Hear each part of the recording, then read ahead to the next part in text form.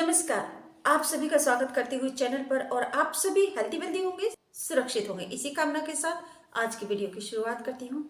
और आज happy new year का फर्स्ट डे है और आप सभी को हैप्पी न्यू ईयर की मैं शुभकामनाएं देती हूँ और आशा करती हूँ कि आप सभी के लिए नव वर्ष इंग्लिश कैलेंडर के अकॉर्डिंगली नव वर्ष आप सभी को मंगलमय हो और आप सभी के जीवन में खुशियों की बरसात बरसती रहे। और आज की कहानी शुरू करती हूँ। आज की कहानी बीजेपी के नेताओं की है।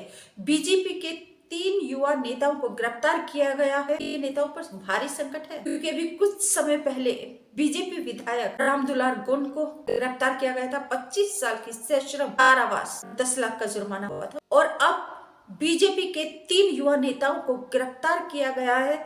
आरोप है आईआईटी बीएचयू में छात्रा के साथ दुष्कर्म का। बीजेपी के तीनों युवा नेताओं को गुरूर हुआ कि हम तो बीजेपी के नेता हैं और सूबे में अपनी सरकार है, यूपी सूबे में अपनी सरकार है, तो जब संयम भाई कोतवाल तो अब डर काहे का। और बस इसी भावना को लेकर तीनों युवा नेता चल पड़े अपराध के पथ पर, गाते हुए गुनगुनाते हुए, हम जो चाहे यार करें, चाहे कहीं गैंगरेप करें या किसका खेल करें, कहीं किसी के कपड़े उतारे, कहीं किसको दे मारे, सारा जगी है मेरा सूबा, मेरा सूबा। परंतु यहाँ पर अपराधियों के मंसूबों पर पानी फिर गया क्योंकि अपने आप को सूबे का नेता कहने वाले ये युवा नेता धरे गए और पुलिस ने दबोच लिया इनको और जेल भेज दिया गिरफ्तार करके।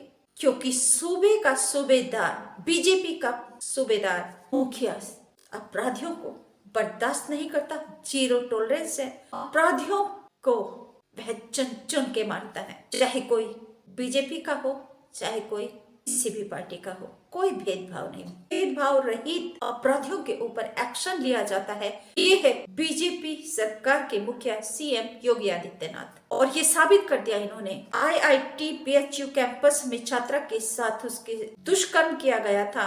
1 नवंबर को रात के लगभग 1:30 बजे थे। छात्रा अपने हॉस्टल से बाहर निकली थी। हॉस्टल से बाहर निकल कर कुछ दूरी पर ही वह गई थी, टहल रही थी। फिर आगे की घटना पूरी क्या होती है वह मैं आपको सुनाऊंगी, परंतु उससे पहले आप सभी से निवेदन करती हूँ कि प्लीज चैनल को सब्सक्राइब करके घंटे को दबा दीजिए, ऑल पर सेलेक्ट कर लीजिए और मेरे परिवार का जल्दी से सदस्य बन जाइए। अपने सुझाव जरूर दीजिए कि वीडियो आपको कैसे लगी, लाइक और शेयर जरूर कीजिएगा। 1 नवंबर को रात के लगभग 1 से 1:30 बजे के बीच का समय था जब छात्रा अपने हॉस्टल से निकलती है।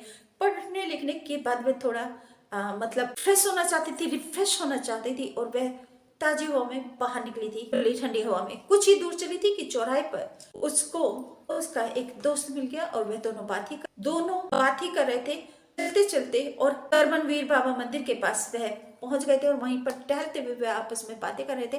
तभी 3 युवक आते हैं बाइक पर, बुलेट पर, और उन दोनों के साथ वह छेड़खानी करना शुरू कर देते हैं, कहा सुनी शुरू कर देते हैं।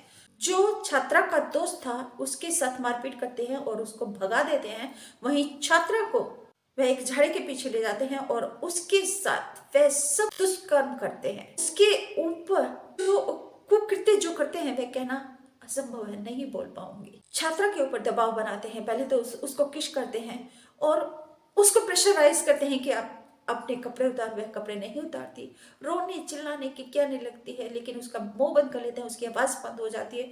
छात्रा की आवाज कहीं तक दूर तक नहीं जाती, कोई नहीं सुन पाता। हालांकि जहां घटना हुई थी वहीं पर चौकी लगी है, जो सुरक्षा गार्ड है, सिक्योरिटी गार्ड्स हैं, उनकी वहीं पर चौकी है, लेकिन उस समय पर वहां पर सिक्योरिटी गार्ड्स भी नहीं थे।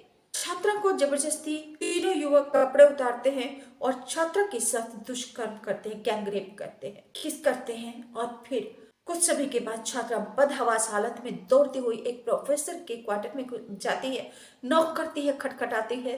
प्रोफेसर दरवाजा खोलते हैं, छात्रा को अंदर अपने क्वार्टर में बुलाते हैं और फिर उसकी पूरी कहानी सुनते हैं। पूरा मामला छात्रा बताती है। प्रोफेसर पुलिस को खबर देते हैं और छात्रा को हॉस्टल में भेजा जाता है। अगले दिन 1 नवंबर की यह बात थी और 2 नवंबर को, यानी कि 1 नवंबर और 2 नवंबर के मध्य रात्रि को यह बात थी। 1/2 नवंबर की रात को इस मामला दर्ज कर लेती है। आरोपियों की छानबीन होती है, तलाश शुरू हो जाती है, परंतु आरोपी पकड़े नहीं गए। 11 घंटे तक बीएचयू में आंदोलन चला था, बीएचयू छात्रों ने चलाया था और आश्वासन दिया शासन प्रशासन ने बहुत जल्दी आरोपियों को पकड़ने का, उन्हें गिरफ्तार करने का और सजा देने का, परंतु जितनी जल्दी समझा था वह हो ना सका, क्योंकि पहले तो समझा जा रहा था कि हफ्ते 10 दिन में, 2-4 दिन में ही वो लोग गिरफ्तार कर लिए जाएंगे आरोपियों को। 2-4 दिन भी नहीं हुए तो फिर दोबारा से आंदोलन हुआ बीएचयू में और ये आंदोलन 11 दिन तक चला। उधर पीएम ने भी रिपोर्ट मंगाई थी बीएचयू में छात्रा के साथ दुष्कर्म की। क्या रिपोर्ट है, अधिकारियों ने रिपोर्ट बनाकर पीएम को भी दी, पीएम ऑफिस में भेजी थी। पीएम मोदी जी की संज्ञान में ये पूरा मामला था। उधर हफ्ते 10 दिन निकल गए लेकिन आरोपी गिरफ्तार नहीं किए गए। सबने सोचा कि अब कहीं ना कहीं इनका जो है मुठभेड़ होगी पुलिस से और एनकाउंटर में या तो इनके पैर में गोली लगेगी या अपराधी पुलिस की रिवॉल्वर छीनकर भागेंगे, तब मुठभेड़ में पुलिस की गोली नहीं लग जाएगी और हो सकता है इनमें से किसी की जान भी चली जाए, किसी की मौत भी हो जाए, परंतु ऐसा कुछ नहीं हुआ। पूरे 60 दिन बीत गए। 2 महीने के बाद 30 दिसंबर शनिवार को आरोपियों को दबोचा गया है उनको, जिसमें 3 आरोपी हैं, कुणाल पांडे, आनंद उर्फ अभिषेक और सक्षम पटेल। तीनों आरोपियों का संबंध बीजेपी से है। तीनों बीजेपी के युवा नेता हैं। जो कुणाल पांडे है वह आईटी सेल महानगर के संयोजक हैं और सक्षम पटेल भी आईटी सेल महानगर के सह संयोजक हैं। तो इस अपने आप को वह बीजेपी का नेता समझकर क्रूर में अकड़े हुए थे।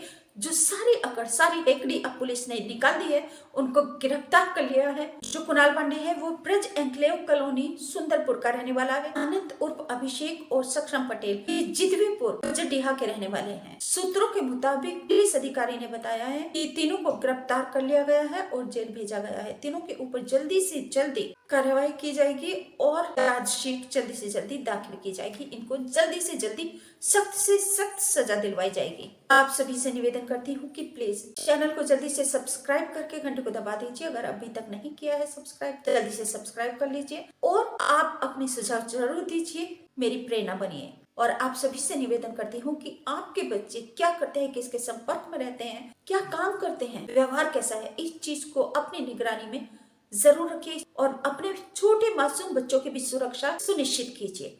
न जाने कब कौन कहाँ दृष्टि गड़ाए बैठा है और हमला कर दे, वार कर दे। आप भी सावधानी से रहिए, सुरक्षित रहिए। नमस्कार, थैंक यू।